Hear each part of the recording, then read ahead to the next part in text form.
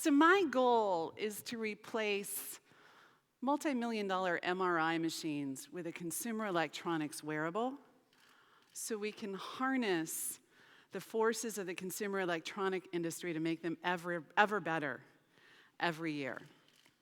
This is deeply personal to me, and I'm going to explain a bit why. In 1995, I was a PhD student in engineering at Brown University, and I was sick. I was really sick, and nobody could figure out what I had. And I was HIV negative, but I had the symptoms of full-blown AIDS. And I was sleeping 20 hours a day. I was living in a wheelchair. My body was a rainbow of sores, and I was getting worse daily.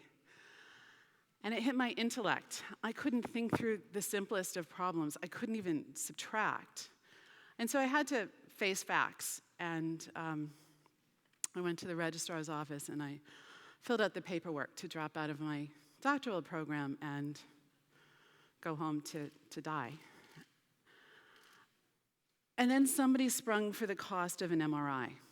They found the brain tumor. I had it operated on and surgically removed. And I got better.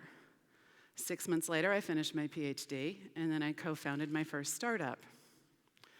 So lowering the cost of MRI can save so many lives, but there's another thing the very same technology can do.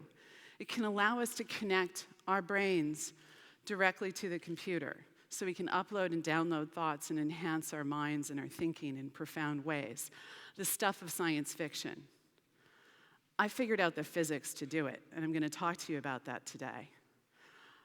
By way of background, I make stuff. I ship stuff. I shipped millions of things as an executive at Facebook and Oculus, at Google, at Intel, and through the 4 startups I've co-founded or founded, including 1 laptop per child.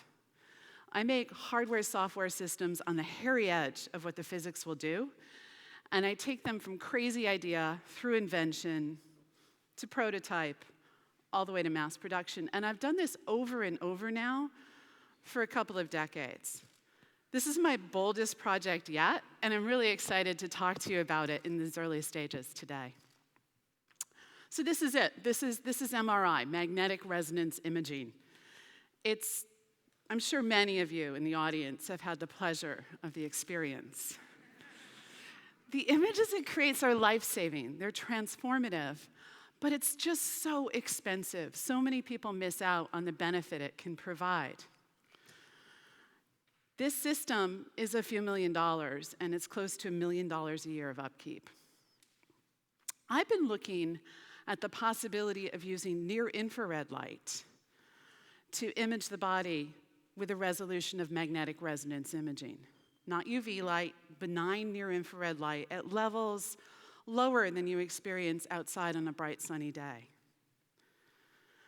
The body's translucent to near-infrared light. It scatters it, but with the right optical system, you can see through the body and see, like in this picture, the details of the veins and arteries carrying the blood. So, don't worry, no equations. But imagine this gray block is that arm of the last picture. And we have light hitting the arm. So I'm going to walk through with you what's happening here.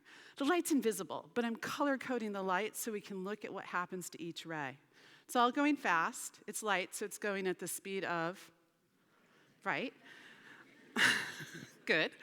But some of the light gets to this detector faster because it's not deflected around the material. It's not ricocheted and scattered. The first light goes straight through. It doesn't get scattered. The key to a good image is to not scatter the light through it. That's why we use X-rays to image the body. The X-rays are not scattered by the human body. And the first light through of the infrared light also isn't scattered. So to detect it, we make a super fast, super cool picosecond detector that can differentiate the speed of light to 1/3 of a millimeter. It's super fast. It's really expensive, but with it, you can get a really good image of the infrared light going through your body. 2 years ago, a university group used this principle to match the resolution of functional magnetic resonance imaging with a near-infrared solution. It's a huge fiber optic wig with super cool picosecond, super cool detectors above. But I saw this, and I was floored. I sat down and I thought, how do I take all of my knowledge of high-volume consumer electronics and optoelectronics and rethink this into a true wearable that can leverage the consumer electronics treadmill of ever-improving product? And I'm here today because I've figured it out, and the solution actually lies in the very factories that make the screens that you use on your mobile phones and your laptops. The very factories I've been shipping novel electronics in for a couple of decades.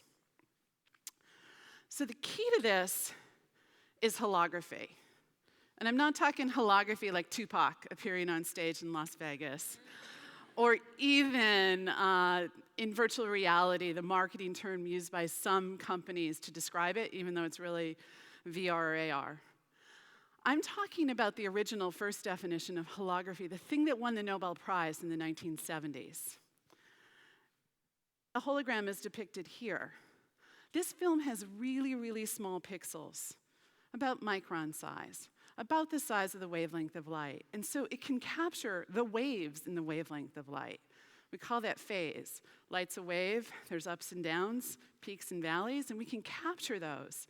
And by capturing those, that's the key. The way we capture those is we create this optical system, we call it a holographic setup, and we can capture something called standing waves, like whether you're in a trough or a peak, by interfering light.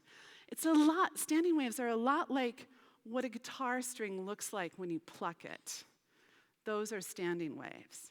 So we create a holographic setup, and in this holographic setup, we can record all of the light, because we're getting the intensity and the phase of the light, all of the light that reflected off of this object, all of the light that transmitted through this object, all of the angles, all at once. That's what a true hologram gives you. And the next key to this is we can even make a hologram of a scattering material, like our bodies with near-infrared light. So that's pretty cool. And then there's this other really cool thing that holography gives us. We can invert the effect of any hologram to neutralize the previous hologram. So what I'm talking about is making a hologram of the scattering of our body, computing the inversion of it, and then neutralizing the scattering of our bodies to make them effectively transparent to the light.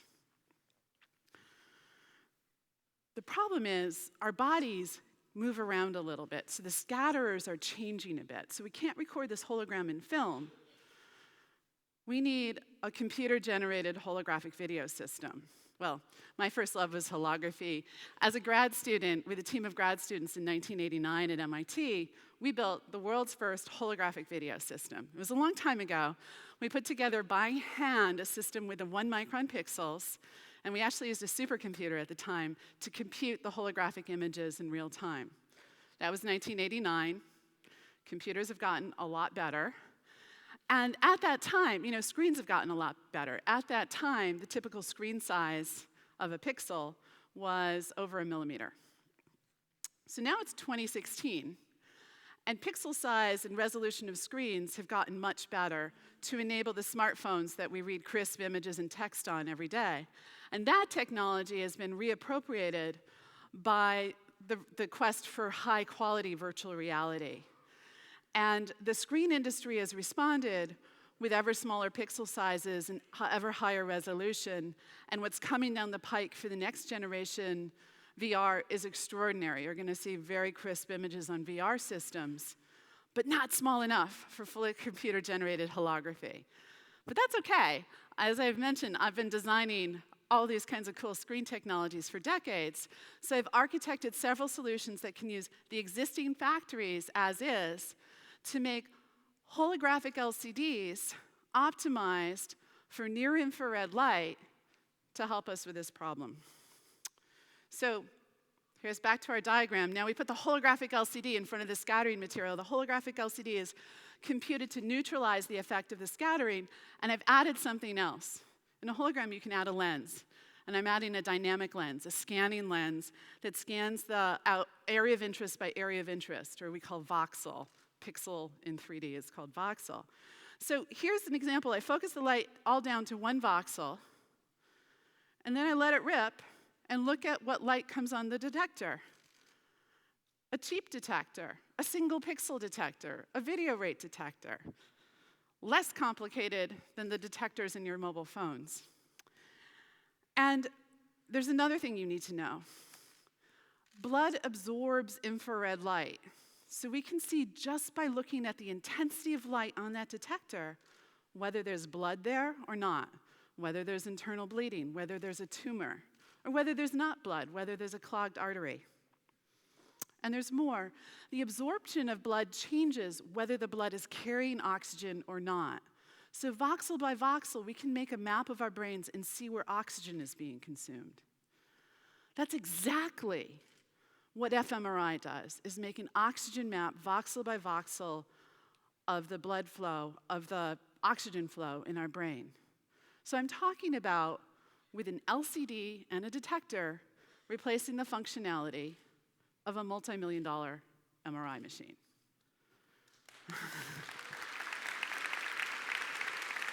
Thanks.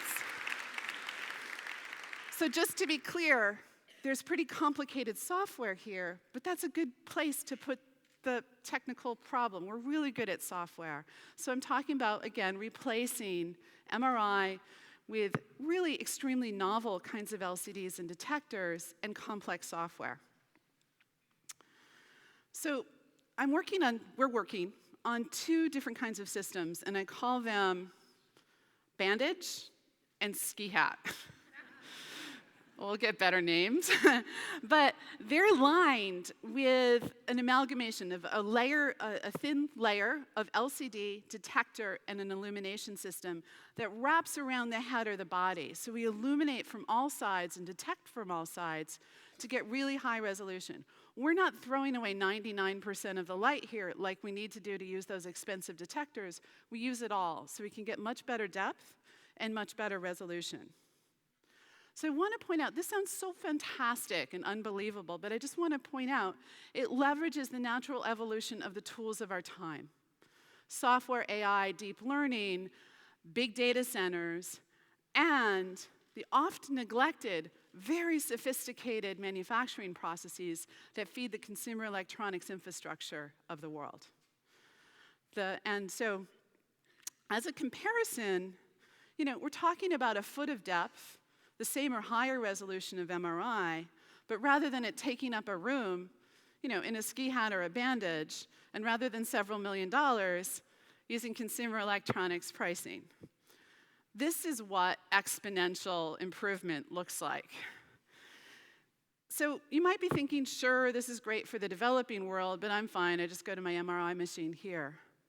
We know that MRI is a better diagnostic for detecting breast cancer than mammography, but we don't use it. Even in the United States, where we have the highest healthcare expenditure per dollar per patient in the world, it's too expensive. 500,000 people die every year of breast cancer. And there's more. This offers, for the first time, MRI resolution in a portable wearable that can be transformative for the treatment of clinical depression, other kinds of mental disease, other kinds of neurodegenerative disease. There's nothing that comes close. If we can understand neurologically what's happening, we can better treat and better cure and better understand these kinds of diseases. The number one cause of disability in the world is brain disease. And there's more. Neuroscientists have shown for a decade now that by laying in an MRI machine and reading scan data, we can communicate with thought alone. This is one of my favorite experiments by Jack Gallant at Berkeley, where he put subjects in MRI machines for hundreds of hours and showed them hundreds of hours of YouTube videos while recording scans of their brains reacting to the YouTube videos. Then a new sequence was shown, and the computer, using scan data alone, guessed what it thought the subjects were looking at, and here's the result. They're grainy images, but it's getting close. And this was 5 years ago. This has been replicated globally by all kinds of research groups and expanded upon to show I can pull out what image you're thinking of, what words you're about to say, what music's in your head at the speed of thought, just by you thinking.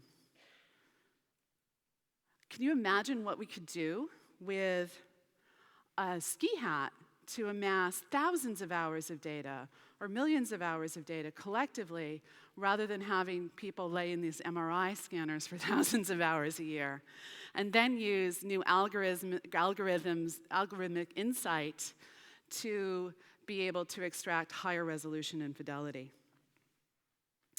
No one's been able to see non-invasively neurons. fMRI studies oxygen flow, which is a good indicator of that. But we can image neurons directly, potentially, because they scatter. And since we've neutralized the scatter of the brain, we can look for the heartbeat signal of the neuron. When there's a voltage going down the neuron, the membrane starts scattering. It roughens like sandpaper on a lens, and then it goes back to normal. And so, for example, we can see the neuronal scattering by adding pixels to our single pixel detector and looking for a change in light distribution at the firing rate of neurons. That will give us a much deeper understanding to how our brains work. One point, we're not the only thing with brains.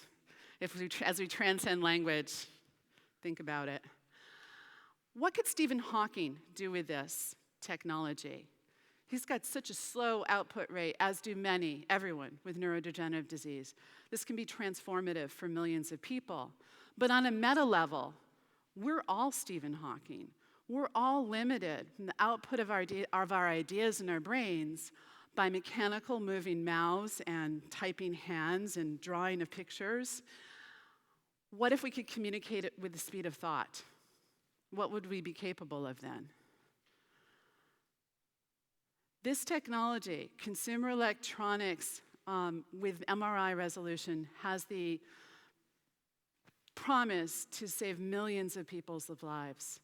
We've proved the first architectures, made the first demos, prototypes next year. Thank you.